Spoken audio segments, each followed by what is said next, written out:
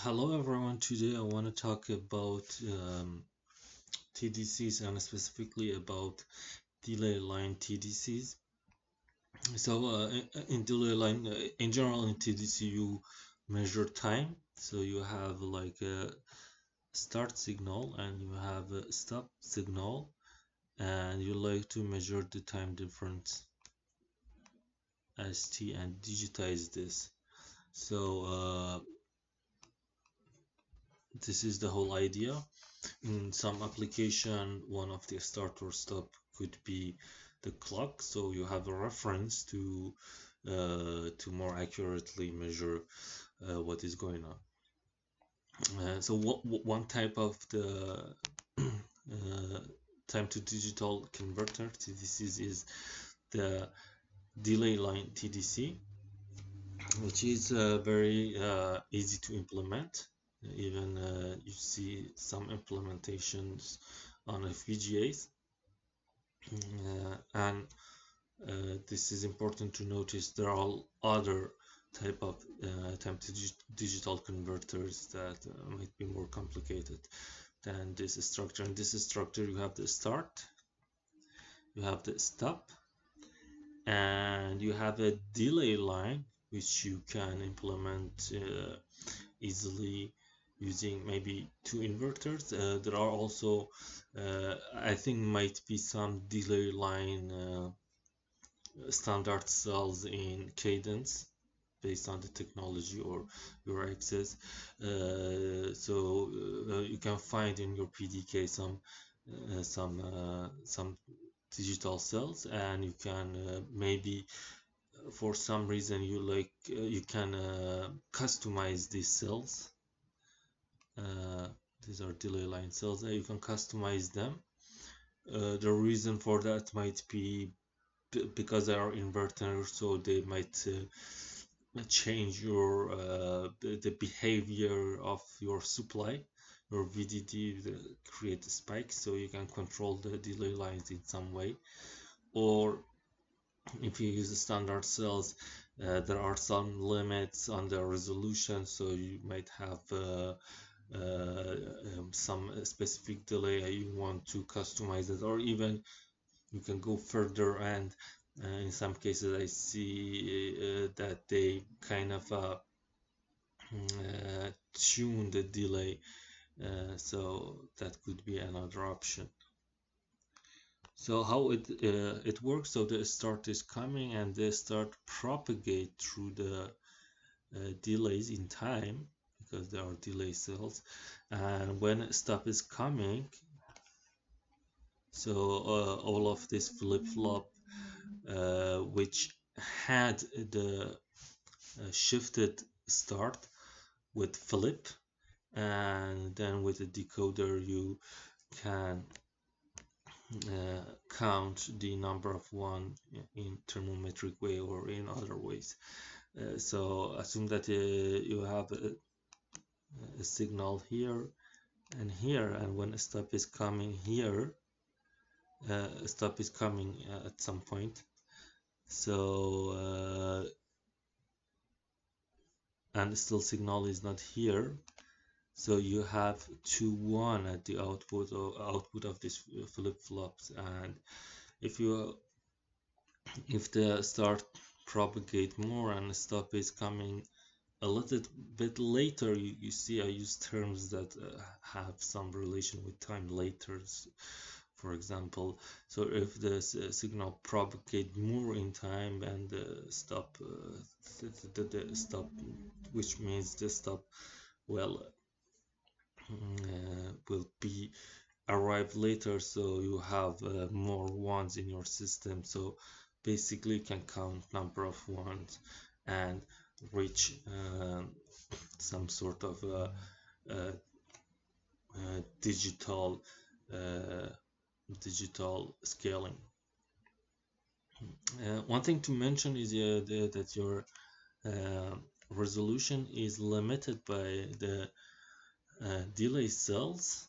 Going to the next slide. One way to improve this is to use this kind of a delay line. and as you can see, so you can use the delay of this resistor, so the signal kind of uh, has this characteristic. So, and you can see that you kind of increase your resolution by factor of 2, and you can add flip-flops in all of these stages. Uh, and this is the whole idea. The next thing is to go further and have more uh, resolution.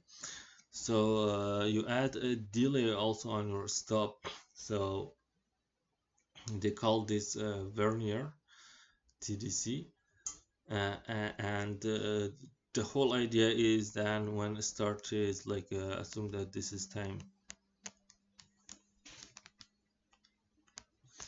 When this signal is propagating in time, and assume all of these are discrete level. So in some point in the the conventional way, the only way to the way that the TDC is working is the stop is coming in some point, and then you can count the discrete levels or number of ones.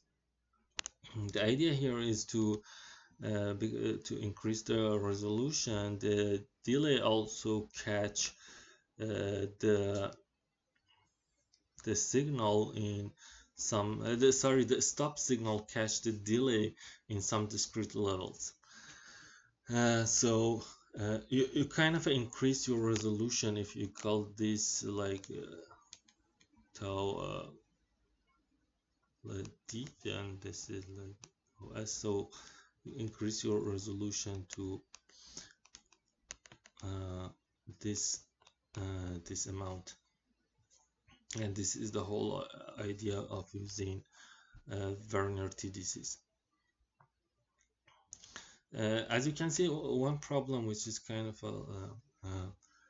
very clear in conventional way and in Vernier TDC is dynamic range. Assume that you are going to measure a huge dynamic range. So you should increase your number of delay cells. This means you should increase the number of the flip-flops, and basically you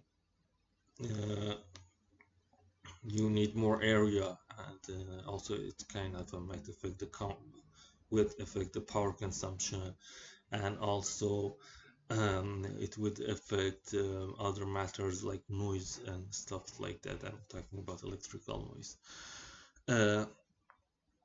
So one way to and there is a paper I tried to add it to the description that compare different type of TDC in matter of area, power consumption, and it is very comprehensive review of all of them, and you can refer to that maybe. So one way to address this in only without changing the architecture of the design is to use something which is like a pipeline. So you have coarse coding here and fine here. So the idea is like pipeline or like many different type of ADCs. You have the like you have some. I'm gonna delete this notings just to have some area to explain something. So you have the time, and so you can define some part of it with this part and increase the resolution with higher you can increase the resolution with something with higher resolution such as this one, and this is mainly by implementing the high resolution part of the system on the residue of the signal, the part that remains. Assume that the time stop here, so you only implement a high resolution here. So it is some sort of like pipeline or even SAR. I don't know. If you are a mixed engineer, you understand what I'm talking about. So this is one maybe excellent way to address this. The only problem is not easy to explain mixed stuff. They're not easy to explain what you have in mind when we talk about mix. So one problem here is that the LSP of the, like in exactly in pipeline, the LSP of the coarse part and the residue will be different. So one way to address this is you can use some sort of amplifier they call time amplifier, and you use this and this signal and amplify the residue. So you know that in time the residue or the fine part is very small, and you are going to implement discrete levels. If I magnify here, so you have the residue with very close discrete level to each other, so you can amplify it using a time amplifier and have something. I'm gonna use another color, maybe pink, so you can have something with like same LSP at the at the course. You do this in pipeline ADCs, so you can refer to that concept. Maybe someone explain it somewhere more efficiently than what I'm doing here, but in general the idea is using a time amplifier. The idea of time amplifier is very viral nowadays, very hot topic, and the idea is you use the uncertainty in digital to create some sort of uncertain area, undecided area for the logic, and use that as when you have more uncertainty, it's like you amplify more or something like that. But it's very nonlinear behavior. They work on it. There are papers that work on it to make it linear. The one side note not related mainly into this topic is when you amplify in time. Sorry. When you amplify in time, you do not have any dynamic range because time is infinite. So you can amplify. It's not like voltage that you're limited to 1.2, 1.8 or lower and lower these days. You can have no limit in dynamic range, and you can amplify and amplify and amplify without any. And you can increase your SNR if you use a time amplifier, but you might notice it's not fast to do that because it's in time. Okay, time is not as fast as electrons, so or our devices are not as much as fast to track time as the speed of an electron that we use for, like, in a common source we use the speed of electron to convey the signal. This is so fast. Or